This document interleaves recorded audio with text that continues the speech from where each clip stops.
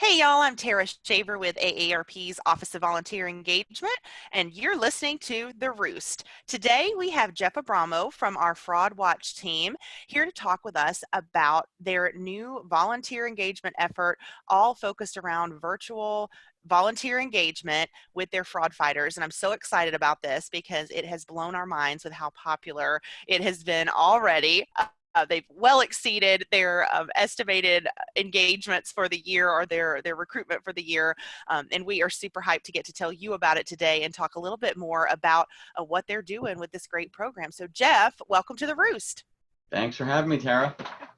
So Jeff, let's just start out for those who don't know you, to get to know you just a little bit. Tell me about how long you've been with AARP and what you started out doing with AARP, because this role is kind of new to you. And just tell us a little bit about yourself. Sure. So my name's Jeff Abramo. My current role is I serve as a communications advisor for the fraud prevention programming department here at AARP. And really what I do in this role is to help develop communications, content and messaging and really just get our content out to people around fraud, what's happening in the world, what they need to be aware of, what they need to protect themselves from. And my background, though, my first 6 years at AARP, I served as the communications director for the New Jersey state office here. And I touched on fraud in addition to a number of other issue areas around caregiving, advocacy, a whole lot of stuff. Worked with volunteers quite a bit in communities there as well, a lot of community events, had some communications volunteers that did all of the really important work that I needed to get done, and I valued them immensely. And then following that, I did a 1.5-year stint as a communications advisor with the Livable Communities team here, which is another wing of our programs department, helping to sort of work towards advocating for livable communities for all, so people can stay in their homes and communities as they age. It's been a lot of fun, and I'm really excited to be here in the fraud prevention team right now, because this is an issue that has always been very deeply personal, not only to me, but to so many of our members and our volunteers. Yeah, and I know for our friends listening in the States who've been around as long as we have, they know that fraud has always been a hot topic, even if it wasn't a priority for AARP at the moment. So tell us a little bit about why AARP is now focused on fraud prevention and really what you guys are doing with the Fraud Watch Network. What is that? If folks are listening who are new, and we have quite a few of those across the country, welcome to AARP, guys. You're going to love it here. Tell us a little bit about those things. Yeah, so one of the primary reasons that AARP is so fundamentally focused on fraud is just because of the fact that, older adults tend to be targeted by these scammers. In many cases, they are folks who have worked their entire lives to save up for retirement.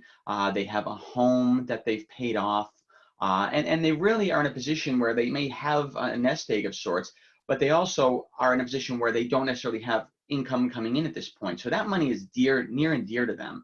And unfortunately, a lot of these scammers, they prey on the fact that these folks have this nest egg. They have this money set aside, and they're going to try to engage them and, have them fall victim to scams that sometimes they sound really incredibly realistic. The way that we view it is that our goal is not to stop all the scams and fraud in the world. That's not necessarily realistic, but it's really just to empower and educate people. The theory is that if we can help them understand what scams look like and what fraud looks like, we're going to help them become less likely to fall victim. And at the end of the day, and I'll get into this shortly, but we have two different parts of the Fraud Watch Network. We have fraud prevention and we have victim support. The fraud prevention aspect of the Fraud Watch Network really is about saying it's so hard, even with all of the law enforcement and the technology that we have, it's so hard to get money once it's been lost, right? It's just so hard to do that, especially when so many of these scams originate overseas, places that you can't always get to easily. So the best way to help prevent people from losing money is just to educate them up front and empower them to know a scam when they spot it. What we say is, if you can spot a scam, you can stop a scam. That's something that we try to get out there and project. So yeah, that's really the fraud prevention side of it, and that's why we focus on it. Yeah, that's great, and you're right. I mean, I was grinning at as you said, it's hard to reclaim that money. Yes, overseas for sure, but I know people who have been, have been taken advantage of or have been scammed and have, even if you have a court order, for example, I find that people who scam people are not the most fiscally responsible. So Right. even if you have some kind of court order to try to get the money back, it's really hard to get anything back for your efforts. So the best case scenario is you've had something happen with a credit card and the credit card company Hmm. deals with it. I think that's the best case scenario that I've ever seen. So, and you guys have volunteers who work at the call centers, right? And is it Denver and Washington? Correct. Yeah. So the other side of what the Fraud Watch Network is really going to be about the victim support side. And as part, one of the key components of our victim support work is that we do have a Fraud Watch Network helpline call centers that are based in Denver, Colorado, and Seattle, Washington. And there are volunteers. The volunteers are the ones who, when somebody calls the helpline, they're going to call and say either I is this a scam? They may be asking about if whether something sounds fishy to them, or in some cases, you have people who have actually fallen victim to a scam and have lost real money, and they need help. They need to know what to do, what are the next steps to take. In some cases, they may just need a sympathetic ear. And so what we have are volunteers who are very highly trained, really good at what they do. And I've sat in on some of their calls and heard what they do, and it actually blows my mind. I could not there's some sympathetic stories, and there's some people who are in tears because of what's happened. And these volunteers are so well trained. They know how to be the sympathetic ear, but they also are able to do it for a whole day. I'm just blown away by how well they do it and how well they're able to just handle that. They just really it's remarkable to me.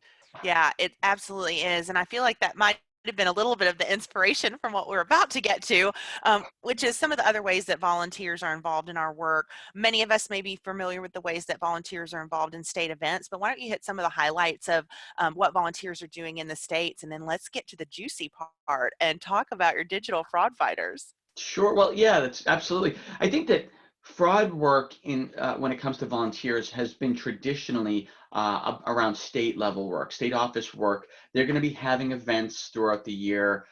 They may range from shred events where people will come and sort of shred important documents, and then in many cases the volunteers will help facilitate those. They may do tabling events around fraud where they may be staffing a table and helping to sort of walk people through some basics around the Fraud Watch Network, and also distributing some collateral, maybe with a focus on state level work. But what we're really trying to do, and what we've been trying to do, and I'm gonna give a shout out to New Jersey, my state office, because they initially were doing something around digital, not digital, around fraud fighters that would come into the office and actually do sort of outbound calls when they were aware of some fraud situations happening. They would actually use a small cadre of volunteers to make proactive calls to state level members. And that was sort of always ruminating in the back of my mind. How can we sort of activate volunteers in a bigger way than just a sort of standalone one-off event to help disseminate information that's really important out there? And so that ultimately led to the concept and the development of what we call the AARP Digital Fraud Fighters program, and that's something that I've been working closely with OVE on as well. And we launched that. Technically, we started recruiting late last year, but really the official launch was the beginning of this year, and it has been very, very successful as far as recruitment and as far as really getting activities so far, as you know. I remember when you first came on board and you had this idea and we were chatting about it and you were like, hey, I just want to run something by you because I want to know if this is super crazy. And I think Yeah, we I both, mean, it's an idea. So I toyed with something like this back in New Jersey at one time, but it was more broad and it was around general issue work, right? yeah, And I think, maybe it could have worked, maybe not, but I think that what I found is that in order to get people to really buy into a volunteer opportunity, it needs to be narrowly focused on a specific issue, because what's going to happen is that to get people to really want to connect and engage and share this information, it has to be around something that they're passionate about. And there are multiple issues that I think this could work for. It just so happens we started with fraud, and I certainly think it was the right one to start with. Yeah, I absolutely agree. And you're right. When you're talking about some of these requests that are a little more ambiguous in terms of sharing information and helping educate people, it really does need to be something that folks can get behind and know that most anything that's going to come their way with it, they can get behind. And that I think that's true for any of us. Even there are going to be those issues that really either pull at our heartstrings or just really like get our passion juices flowing, Yeah. and that we are eager to help people with. And I am just so glad to see the response, although I know it has been overwhelming. Let's talk about some of the things that well, let's back up a little bit. I Hmm. may be jumping ahead here a bit, but let's just let people know, since I've given the teaser. You started out with a goal by the end of 2020, and you were just telling me yesterday that you have blown that goal out of the water already. So let's We just say, did. when you started out, you had a hope and dream, and you said, "This is what it is." Tell us what that was and where you are now, just in the end of February in 20. Yeah. So, I mean, this was a pilot, right? We had no idea how it was going to go. We had no idea how interested people would be in becoming involved in this. And so it wasn't even a hard goal, but in my head, I was thinking, you know what, if we can get a couple hundred volunteers this year who are engaged and active and excited about doing this, that's a great start. And it shows that the concept, it's proof of concept, right? But then it shows we're going to have to sort of figure out how to escalate it and get more people and throw some gasoline on this, right? So that, I was thinking a couple hundred by the end of 2020. We're through February now. We're over 500 regular volunteers, and I mean that has just been incredible. And what's fascinating about it is that we are doing a couple of recruitment measures. We recruit in our e-newsletter that goes out every other week, and we also are working with OVE, who's doing some recruitment on Facebook. But that's really it. I mean, there's nothing bigger than that going on, and it's amazing that not only are people saying that they want to do it, but so many people, when they respond and they email us, are saying either A, I've fallen victim to a scam and this is personal to me, and B, a lot of those people are adding, I want to help fight fraud, let's go get them. It's gives people a feeling of empowerment, like they can actually help fight back against this problem that's blowing up, and I think that that's a great thing.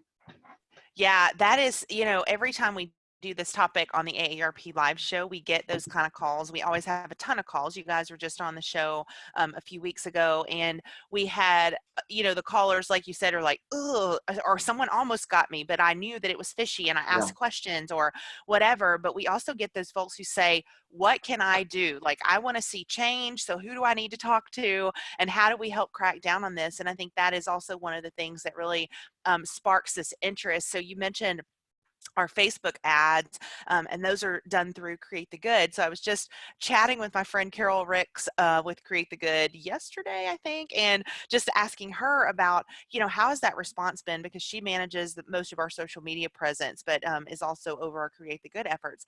And just to put things in perspective, she said you guys have had over 1,500 Hmm.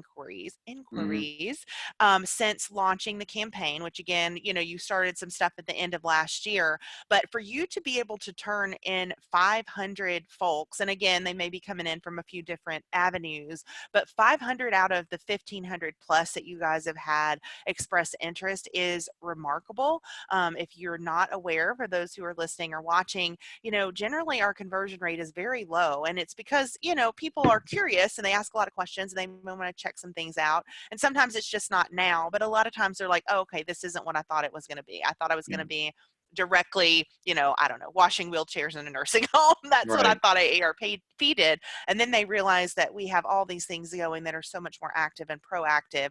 And so for you guys to have been able to have this much success so early on with people who really have made a commitment to the work, and we'll get into what that means. I think that's our next topic, is like, what are the things that our fraud fighters are doing and what kind of commitment are they making? Because it's really easy to say, "Oh, someone expressed interest on Facebook and all of a sudden they're a Yeah. volunteer," but it's really more than that. So let's talk a little bit about that. Yeah. So one of the reasons that we really developed this as a volunteer opportunity for folks is that we knew people were doing this already. A lot of folks online were already sharing our content, already talking to people about what they're seeing. And what we wanted to do was sort of take that sort of base level of work that we knew existed and sort of incentivize it by sort of offering them, we send them a welcome kit that includes like a tote bag, a t-shirt, and some important reading material around it. And we also sort of give them sort of exclusive access to a bunch of stuff. I'll talk about that a little bit later. But what we wanted to do though was we wanted to sort of incentivize them to sort of just up that a little bit more and become an official sort of member of this community, right? And all they really have to do is just keep doing what they're doing in most cases. So what they're doing is generally sharing our content, whether it be our biweekly watchdog alerts or information from our fraud resource center, some of the breaking news that we may be putting out, some of our social media content, really just anything that we put out is relevant and game to be shared with the people they care about. You know, the idea being people see something, they have a natural inclination to say, oh my God, I want people to know about this and help potentially protect them. My friends, my family, my neighbors, my community.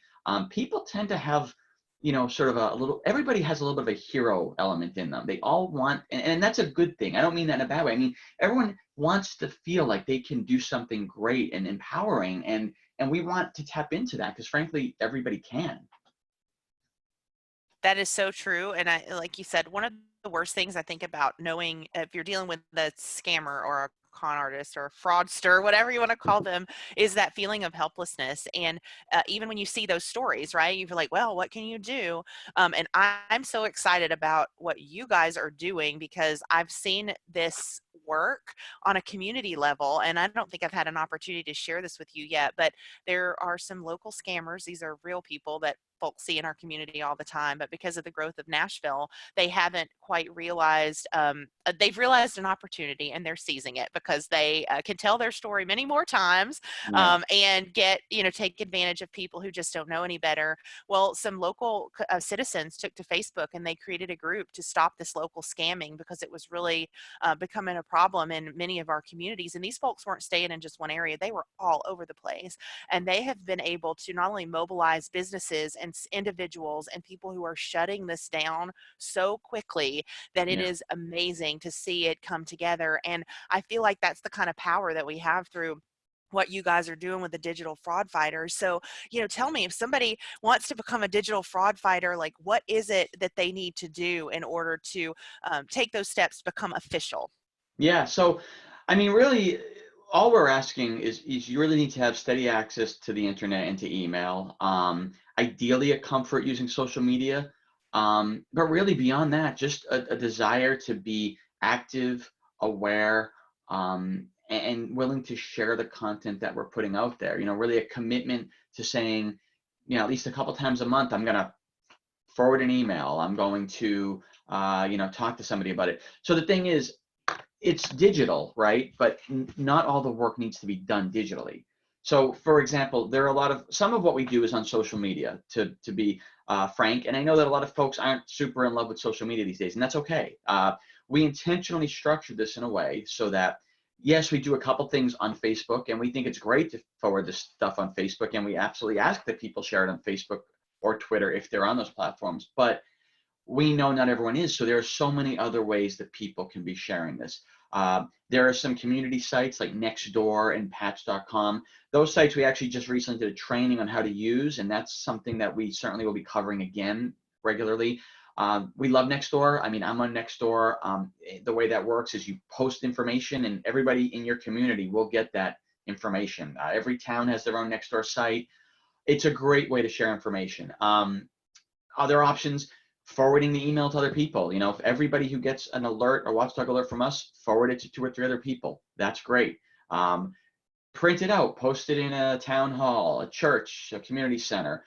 Paper still works. You know, the number, if 2 or 3 people read that piece of paper, that's great. And mainly just, you know, print it out, share it with family and friends, talk about it at the dinner table. You know, anything that you can do to sort of spread awareness and grow the footprint of this information, that's all that matters. And like I said, those are 5 or 6 resources that don't even involve social media. So while we love social and I think it's important, it is certainly not the only way to participate or be involved. Yeah, and that gosh, I had not even thought about the opportunity. Next door, like, okay, I know that's kind of the way that folks are. It's the modern way that people Yeah. are staying connected to their neighborhoods. But neighborhood watch programs and ours has a great presence on Facebook. But I think about how many of those people also have block captains who maybe are Yep. not. So they have a couple of key people in the neighborhood who could also easily disseminate that information out to a larger area, a larger community. And that's an awesome, awesome way that this has that domino effect or that trickle down effect. Yeah, I mean, there's also another one called Nixle. Now, Nixle is a Pixel. platform used by many local municipal governmental agencies. And now that's not going to be something that you can directly use, but you can forward this to those officials. And if they feel it's a significant enough localized threat, Yeah. they'll potentially use Nixle to get that out there as well. So again, there's a lot of ways now with the technology we have, just as there's a lot of ways for scammers to try to take advantage, there's also a lot of ways that we can use that technology to try to fight back in our communities. Yeah, that is so awesome. So we've talked about all the awesome stuff. Let's talk about some of the challenges you've had as you've had this overwhelming success so quickly in the new year. What are some of the challenges that you guys are facing? Or specifically, probably you, because I think you're the main, Uh, the well, main cheese holder. look, so I'm not somebody that I'm always looking on the bright side of things. I think that the only challenge I would say, and this is a very good problem to have, is just how quickly it grew, right? So this is something that we thought we'd be able to sort of more gradually ramp up. And you know what? We're not. We are in up to our neck right now. And you know what? That's fine because I know how to swim. I actually really don't. So that's a bad analogy. But the fact is, we're in it now and people are engaged and they're excited and we are adjusting accordingly. We are adding some additional support folks. OVE has been great. We're developing new ways to sign people up that make things a little bit easier, more streamlined. So, yeah, I mean, if people really enjoying it and being into it and wanting to participate as a challenge, then that's a challenge I'll take every time. But other than that, though, I think that it's been, really exciting. The other challenge might be that people are sending me scams left and right, and I have to figure out how to get them out there. So Yeah. good stuff. Yeah, and that's just another shameless plug for the Fraud Watch Network website where you can report those scams. So Yes. again, we've got folks who may be new to AARP, and this may be a learning opportunity for them as they're listening to us chat today. So, we really encourage folks to go and report these kinds of things that they see in their own communities, and you can be quite detailed, and it helps populate a map, which is really, really awesome. So okay, so if somebody wants to be a digital fraud fighter and then they're ready to do more, first of all, has that happened yet? And secondly, what is the game plan if it hasn't yet, for helping get folks connected to doing? Yeah, so we just rolled out a couple months ago, and the goal initially for the first few months was to just sort of get everybody socialized to sort of the activities that we have. For two reasons. One, we want them to feel comfortable in the role as it currently exists. But secondarily, I think that we didn't want people to feel like we were creating a program with the goal to be to immediately spin them into doing something else, because that's not what we're doing. If people want to be digital fraud fighters and enjoy doing it, we want them here for many years if possible. This is a program we see sticking. But that being said, we do want to create opportunities for people who maybe they find that they're really connected to the fraud content and they want to do more. One of the things to keep in mind is that a lot of the digital fraud fighters are folks who maybe are working full time. Maybe they don't have the opportunity to attend local events, evening events, weekend events. Maybe they have kids or other family obligations. And so this is a great fit for them, but maybe their life situation changes at some point. Maybe their job changes. And so the point being, if they do down the road want to do more, there's a couple things we're looking to do. One, within the current structure of the Digital Fraud Fighters program, we're going to be at some point in the next month or two starting to roll out some additional leadership opportunities. There needs to be, in my opinion, volunteer leadership on this program. I want volunteers really owning it to a large extent. So that's going to be something we move towards down the road in the not too distant future. There are also some specialized roles within the program, such as people who are going to be really focused and pigeonholed on watching our social platforms for people who are reporting scams or reporting situations where they were personally victimized. And we want them to sort of be able to flag those for us and even respond and direct them to how to get help. that's something we're going to be rolling out down the road. There's a couple other things like that.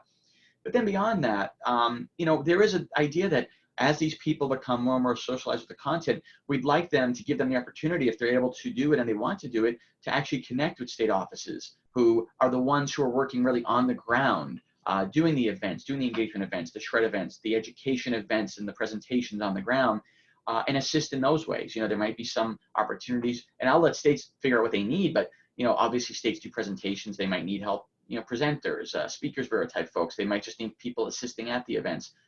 That's something that we're looking to roll out later in the year, and give people the opportunity to do that.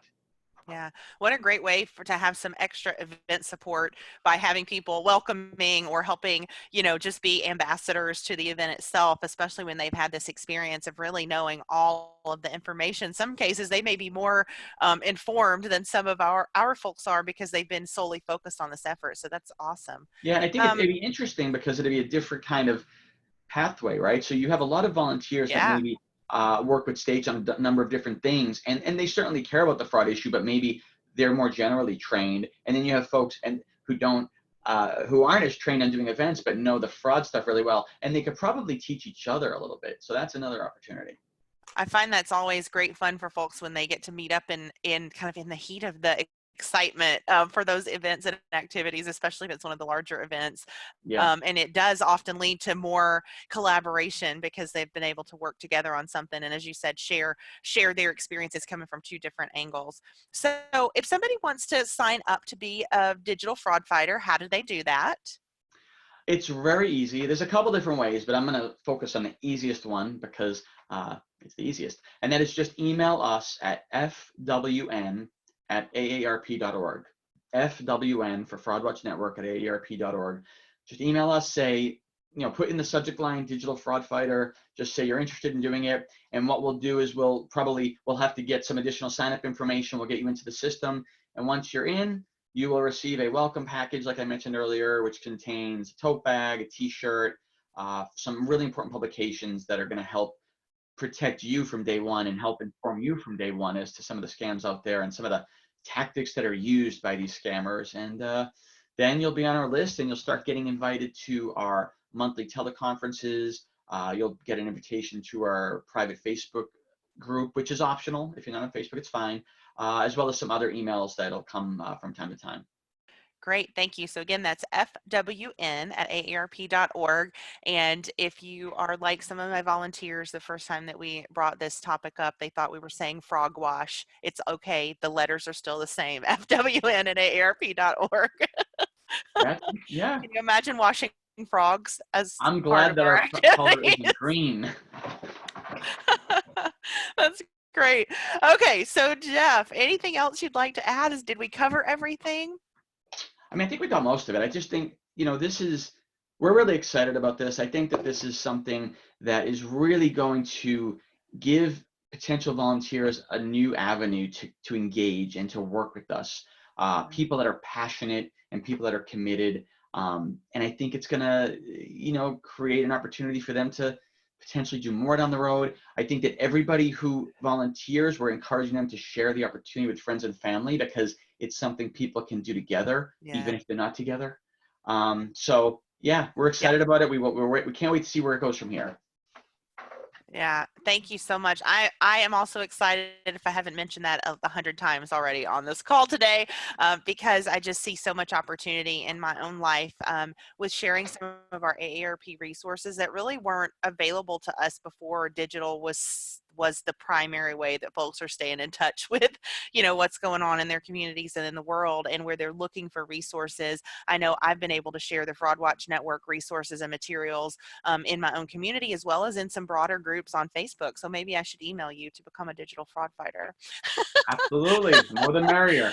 That'll get me hooked up with the Fraud Watch swag that I said. I was like, I'm missing the branding. I don't have the appropriate branding for today. So We'll send Jeff, something your way. okay, it has been so lovely to chat with you. I have to applaud both of our doggies who have stayed quiet the whole time we've been talking.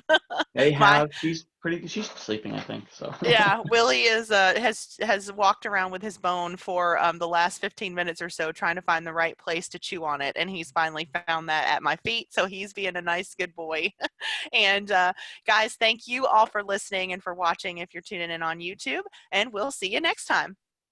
Bye-bye. Bye-bye.